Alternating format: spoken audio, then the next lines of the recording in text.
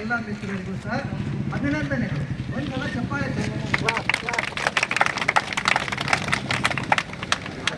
ಇವತ್ತು ಮಹತ್ತರವಾದ ಕಾರ್ಯದಲ್ಲಿ ತಾವು ಪಾಲ್ಗೊಂಡಿದ್ದೀರಿ.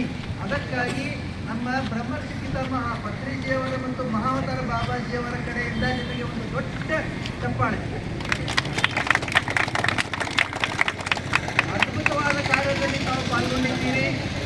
ನಮ್ಮ ಉದ್ದೇಶ ಏನಾಗಿತ್ತು ಅಂತ ಹೇಳಿದರೆ, ನಾವು ಜ್ಞಾನಿಗಳಾಗಬೇಕು. ಆ ಜ್ಞಾನಿಗಳಾಗಲಿಕ್ಕೆ ಅಗತ್ಯವಾದಂತಹ ಶಾಖಾಹಾರವನ್ನು, ಸಾತ್ವಿಕ ಆಹಾರವನ್ನು ನಾವೆಲ್ಲರೂ ಸೇವಿಸಬೇಕು. ಪ್ರಾಣಿ ಹಿಂಸೆ ಕೂಡದು, ಪ್ರಾಣಿ ಹಿಂಸೆ ಮಾಡಬಾರದು. ಪ್ರಾಣಿಗಳು ಸಹ ನಮ್ಮಂತೆ ಭಗವಂತನಿಗೆ ಸೃಷ್ಟಿಸಲ್ಪಟ್ಟಂತಹ ಜೀವಿಗಳು. ಅವುಗಳನ್ನು ಕೊಲ್ಲುವ ಹಕ್ಕು ನಮಗಿಲ್ಲ, ಹಿಂಸಿಸುವ ಹಕ್ಕು ನಮಗಿಲ್ಲ.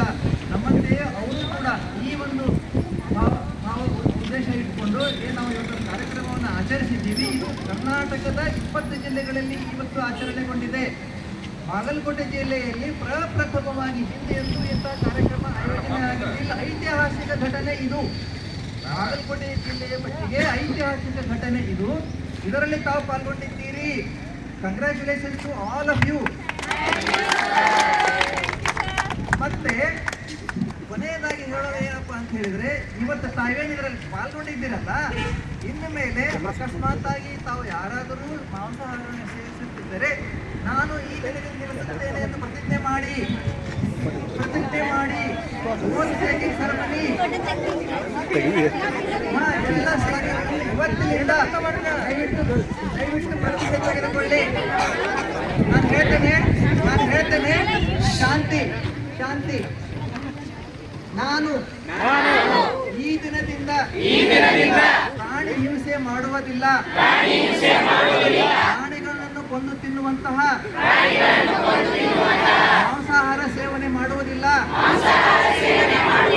ಇದು ನನ್ನ ಪ್ರತಿಜ್ಞೆ. ನಾನಷ್ಟೇ ಅಲ್ಲ, ನನ್ನ ಬಂಧು ಬಳಗ ಮಿತ್ರರಾದಿಯಾಗಿ ಸದಸ್ಯರಾದಿಯಾಗಿ ಸಸ್ಯಾಹಾರವನ್ನೇ ಸ್ವೀಕರಿಸಲು ಪ್ರೇರೇಪಿಸುತ್ತೇನೆ. ಅದಕ್ಕೆ ಬೇಕಾದಂತಹ ಶಕ್ತಿಯುಕ್ತಿಗಳು ನನ್ನಲ್ಲಿವೆ. ಜೈ ಧ್ಯಾನ ಜಗತ್, ಜೈ ಪಿರಮಿಡ್ ಜಗತ್, ಜೈ ಸಸ್ಯಾಹಾರ ಜಗತ್.